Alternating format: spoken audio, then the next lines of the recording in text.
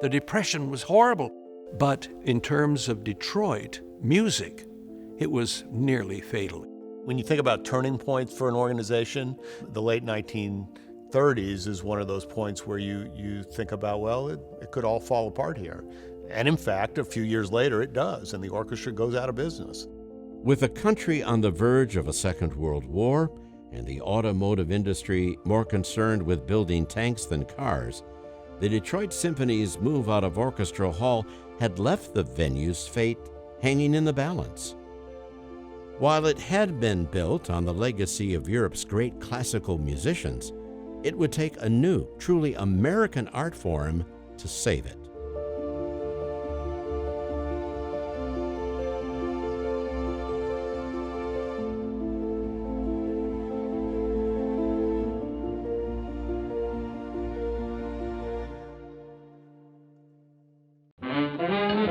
Jazz is a huge part of the history and the present day of Detroit. As jazz was becoming one of the dominant popular styles in America, Detroit was one of the centers of that. There was a moment in time where the concert hall was just for the orchestra. You know, jazz musicians weren't even being thought of. And then all of a sudden it started to turn around. And when it turned around, people started to realize the significance of it. When the Detroit Symphony Orchestra originally left its home in 1939, Orchestra Hall had a brief revival as the town theater. But there were some in the community who still knew that it was meant to be more than just another Woodward Corridor movie house. It was purchased by a couple of theater magnates, Ben and Lou Cohen. And there was a businessman's association across Woodward Avenue in what was known as Paradise Valley. And so they came over and said, look, let us take the town theater, old Orchestra Hall, and we're going to bring headline events. And so they reopened it as the Paradise Theater. Paradise Theater was close to the Brewster Projects, and it was close to the surrounding neighborhoods that blacks were living in at the time. And so this building becomes a major place for all of the top African-American jazz and related acts. So the Duke Ellington Band plays here, and Louis Armstrong and Lionel Hampton and Billy Eckstine and Lucky Millinder and Earl Hines. You have to remember that during that time, these people were recording artists. So you had all of their records. You knew what they sound like, and now you're going to actually see them. That was phenomenal experience. Oh, we had Lucky Milner, we had Erskine Hawkins, Billy Eckstine, Sarah Vaughan. You'd go to Sarah Vaughan so that you could sing along with her. One time I was here, Lionel Hampton was doing his theme song, Flying Home.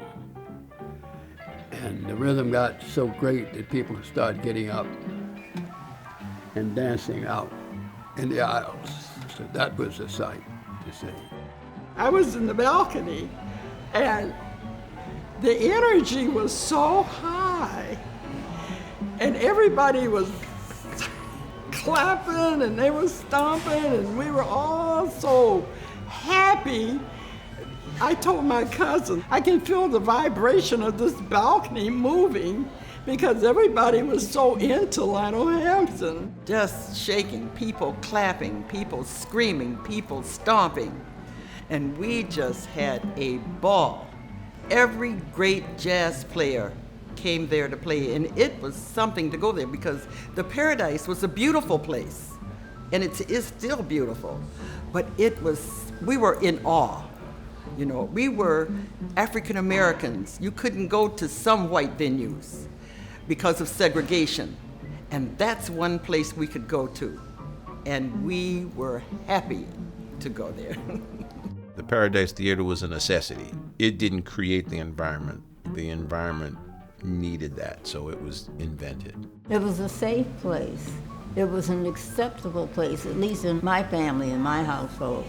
Some of the other places were off limits to a young girl at that time. So it had great importance. You've got these two things that are going on. You have a war that's going on.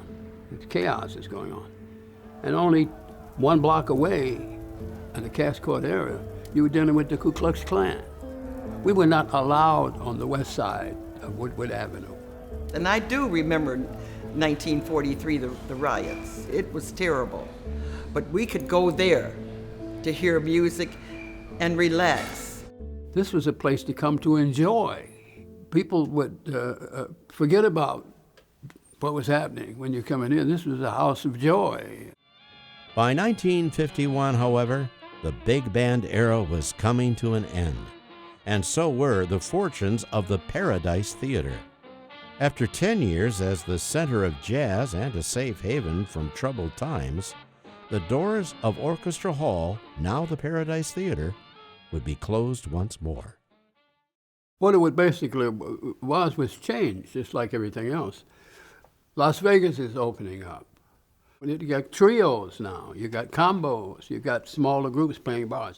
When you think about that period when it was just a jazz hall, that in itself speaks to me about the power of jazz and about the power of this American art form and how it kept the doors open here. You know, so it only makes sense that we have this Paradise Jazz series here, you know, because you have a strong fan base here. Having Louis Armstrong or others in our facility bring a prominence and pedigree to it that connects with every generation. So I know my children love Louis Armstrong, just not because of his sound, but because of the connection he has to Orchestra Hall. And having them live in spirit in that hall brings a richness to the hall that you can't express in words. You can only feel it. This is one of the few places that we play where the energy in the room when we play here is a jazz energy. In other places we play, there are people who are enthusiastic and they come up, but they don't have that kind of, there's an energy when you play here. I'm telling you, it's like the damnedest thing. They shout at the band, they shout with us, the energy. So the concerts are always longer here because we feel like playing more when we're here. When we think about the rich tradition that's gone on here, it's both the highest level of classical music and it is the highest level of American vernacular music and African American culture have all happened in this building. And so the diversity of the people in Detroit that can say, Orchestra Hall, that's our building, is considerably wider than it is in a lot of cities that have a great Orchestra Hall-like building. That's real, profound, important stuff for this city. After serving as sanctuary during a decade fraught with war and racial unrest, Orchestra Hall was transformed into actual sanctuary for 5 years as the Church of Our Prayer under Reverend James Lofton. By the following decade, however, the bleakest era in Orchestra Hall's history had arrived.